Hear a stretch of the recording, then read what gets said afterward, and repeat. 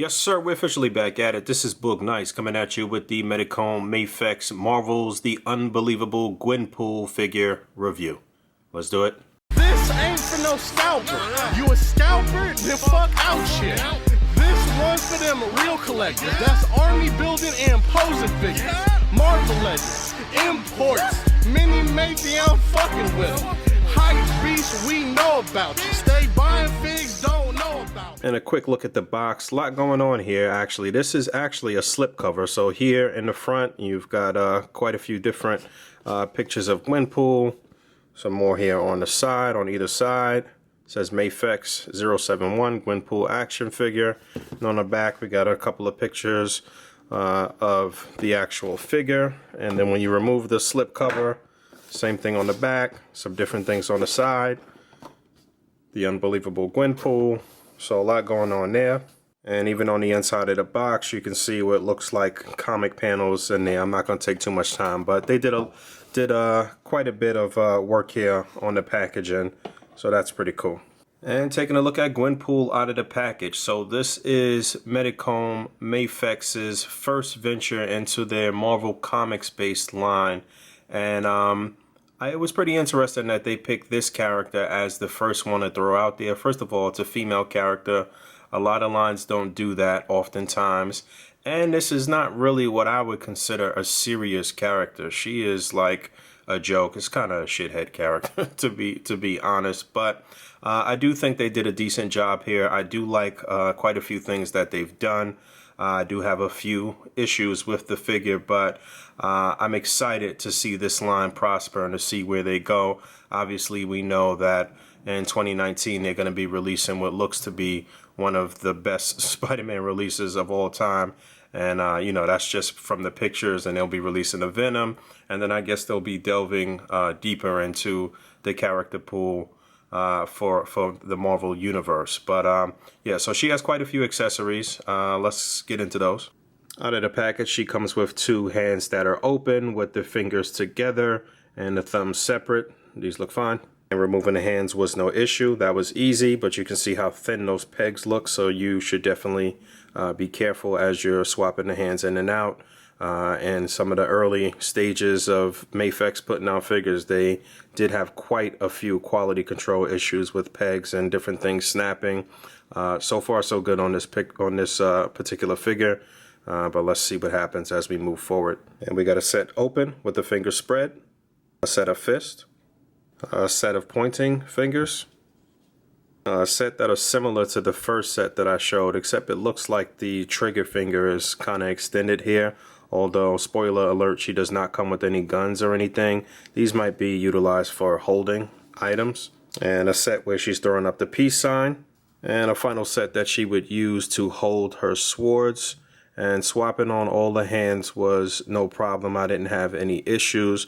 So that makes 7 sets of hands in total, including the first 2 that were attached to her out of the packet. And then she's packed in with 2 swords, which are her only weapons, which is surprising and unfortunate. I would think they would have packed in more stuff with her in terms of weapons, rocket launcher guns. You know, she's that type of character. I mean, she does a lot of like cheat code stuff in the comics and uses the fact that she can not only like break the fourth wall, but like look into the characters from outside the books and find out how to defeat them and stuff like that, if I'm not mistaken. So real stupid, but these fit in her hands with no issue. They're snug, and you know, they're not going to come out. They look fine. You can see a silver blade and then some pink and white pattern here on the handles. The paintwork here is a little choppy. And it's like that actually throughout the figure. There are some issues with the paint. It's not the greatest paint work. Let me take a close look at her before I move on with the rest of the accessories. You know, let's be clear. This is like a $80, $90 figure. And so some of these issues with the paint are a little unacceptable for an expensive import figure. So, you know, there is some bleed here. Quite a few issues with paint bleed throughout the figure. It just looks a little sloppy, looks a little knockoff-ish in my opinion. Now her legs look fine, nothing there, but all of the parts that actually have paint just look a little sloppy throughout. It's not the worst that I've ever seen, but again, for an expensive figure, I do think that it's a little unacceptable. And taking a close look at that head sculpt, you can see she's smiling. You see her tongue, see a little bit of her teeth. You can see that sort of Deadpool drip on the mask. And you know, it's okay, nothing really to write home about in terms of paintwork. So aside from the two loose swords, she comes with this little harness that has the swords, what looks like the full sword fixed in there, but it's really just the handle. Plenty of companies have done that before, but let's get the harness on her. And there's that. That looks okay. It's not as snug as I would like, but it's fine. You can just slip that on by putting both her arms behind her and then just slipping it over her arms and her shoulders. No issues there. And then she's got a couple of backpacks. So one that looks like a shark, which is dope. And it should be noted that the mouth is the zipper. I thought that was pretty funny and pretty cool. And then she has a backpack that is a penguin, I suppose. And again, you can see the zipper there. And it looks like there is, it looks like it's filled with some items, so that's cool. And it looks like that other set of hands that I said could be utilized to hold things were supposed to be for her to hold her little cell phone, which she's packed in with, which I have upside down because I see the home screen there. But that's cool that they actually paid attention to that fine detail where you can actually see the home button, I meant to say actually. But the paintwork here on this phone is pretty terrible. You can see some bleed there, but it's purple, it's girly, I like that. And aside from the head sculpt that she's packed in with, she has another one here where it looks like she's crying or screaming or in some type of distress. And this was cool. Again, the paintwork is a little choppy. You can see some bleed here around the mouth. I can see one little black speck there right above her nose. But they did a good job with the facial expression, and it looks very Gwenpool-ish, very anime-ish. But again, paintwork is definitely noticeably subpar. And then her final two accessories is unmasked head and her little cow, where you can see the eyes to the mask there. So let's put that on around the neck and get the head on and take a close look at that.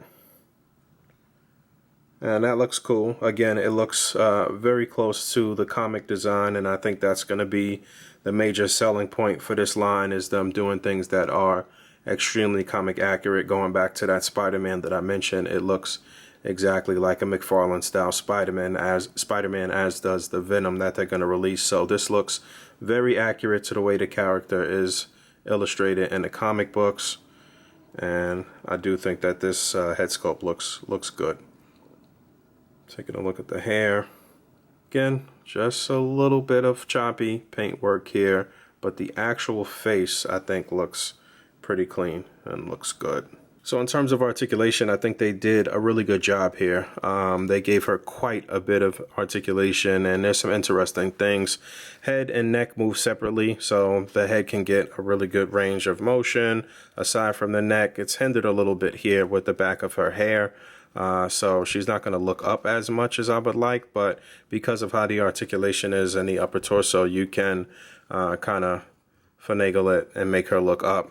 So she can turn left to right, get a pivot, do a full 360. The head and neck articulation is decent. Shoulders are on a ball joint here, so they'll come up pretty far. There's also a butterfly joint there. You can do a full 360. There is a simulated upper bicep swivel. Although there is no cut, you still get a very nice range of motion in the shoulders and the arm. You do get a double jointed elbow. You get a swivel and a hinge on the wrist. Does the elbow swivel here too? Yeah, it swivels there as well, so that's great. The upper torso articulation is really, really good. And as you can see, she can move. She has a very nice range there. Forward, back, left to right. And then she's also got that same articulation in the lower abdomen, and she can turn there. So this entire range of motion is very, very cool.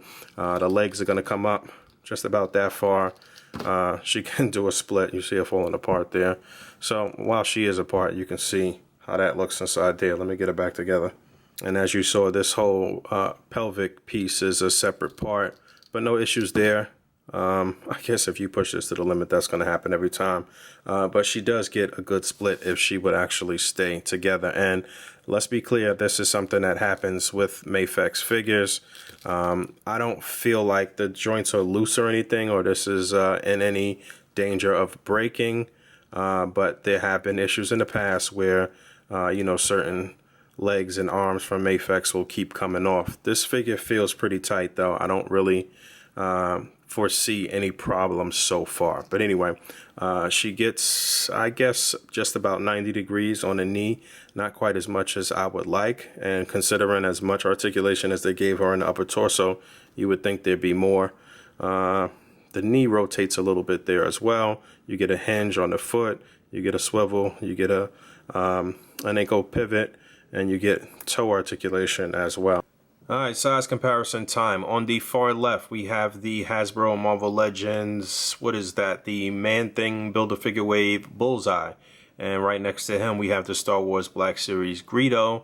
And right next to him, we have the Figma Deadpool. I put Deadpool close to Gwenpool just so you can see how those two stack up. I think those look decent together.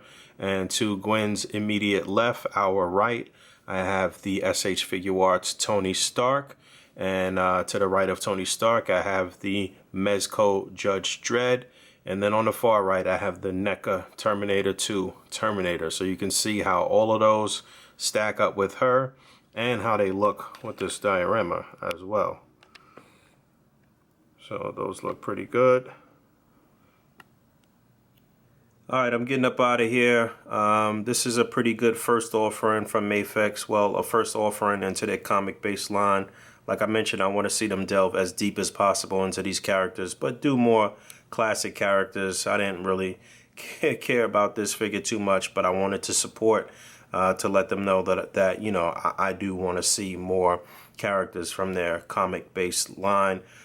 This is one I would still recommend that you try out. They're going to be putting out another version, an evil Gwenpool version, which I don't think is necessary at all.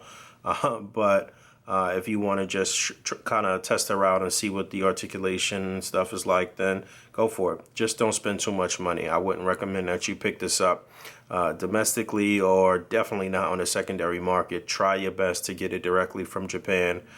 So it'll be as cheap as possible. And if you haven't pre-ordered Spider-Man or Venom, you should jump on that, because those are going to absolutely shoot up in price as the time draws closer for those to drop. You still got plenty of time right now, so try to hunt that down and try to get yourself a pre-order.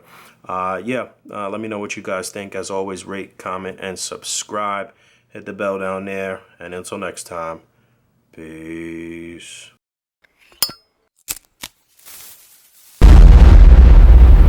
That's crispy.